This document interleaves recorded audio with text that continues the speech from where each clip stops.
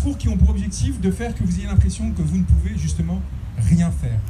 Ce que je suis en train de vous dire, c'est qu'au contraire, les personnes qui prennent des décisions sont à portée de main. Et en fait, le fait qu'ils soient à portée de main les inquiète tant qu'il ne m'étonnerait pas que ça les arrange, qu'il y ait des discours qui prétendent que c'est beaucoup plus loin, de façon à ce que leur pouvoir soit préservé.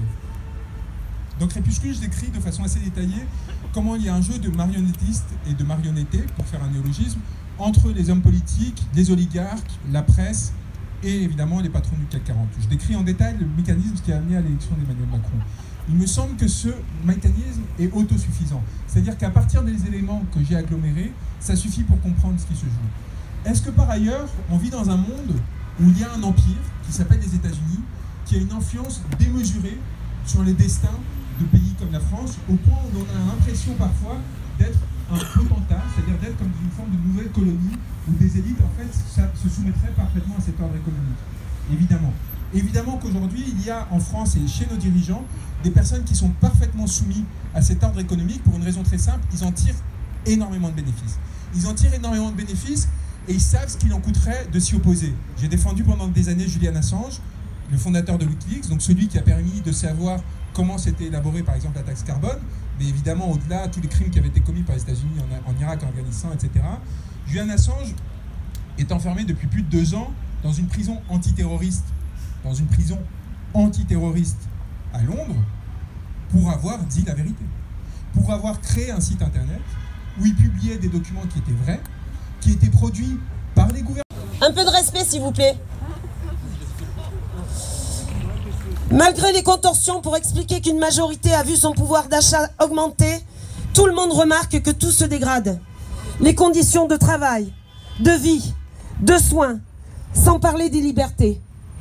Le gouvernement a utilisé la pandémie comme prétexte pour se maintenir au pouvoir et poursuivre sa politique de casse sociale et de division. Aussi, nous affirmons que nous continuerons à nous saisir de toutes les occasions pour défendre les revendications et garder l'objectif d'en finir avec le système de l'oligarchie financière. Maintenant, les présidentielles approchent. Nous n'avons pas à plébisciter un candidat. La seule consigne sera évidemment aucune voix pour Macron.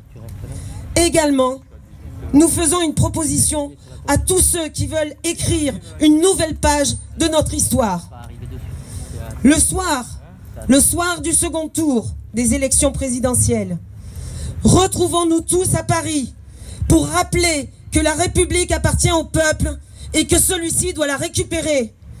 Que les lois de Macron adoptées ces 5 dernières années soient abrogées, à commencer par la loi d'urgence sanitaire, la loi sécurité globale et toutes les lois liberticides et ainsi que la suspension des soignants. Que les privatisations soient arrêtées, que toutes les fermetures de lits soient annulées et que tous les services soient réouverts. Que nos enfants aillent à l'école, pas derrière un ordinateur, sans qu'ils aient à porter un masque, et donner les moyens à l'école de fonctionner. Président, chers camarades, chers électeurs, chers citoyens, consommateurs, le réveil a sonné, il est l'heure de remettre à zéro les compteurs. Tant qu'il y a de la lutte, il y a de l'espoir. Tant qu'il y a de la vie, il y a du combat. Tant qu'on se bat, c'est qu'on est debout. Tant qu'on est debout, on lâchera pas. Arrête de vaincre, nous dans nos rêves. Maintenant tu sais pourquoi on se bat. Notre idéal, c'est bien plus qu'un rêve. Un autre monde, on n'a pas de choix. On lâche rien. On lâche rien. On lâche rien.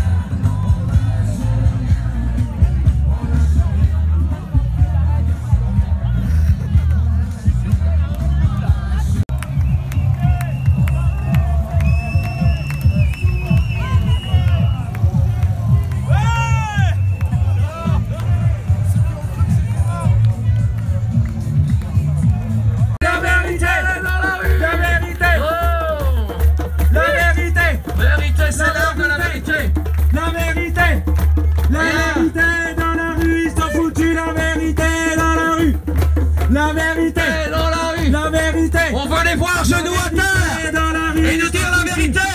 La vérité, ils sont foutus et dans la rue. On veut les voir genoux à terre.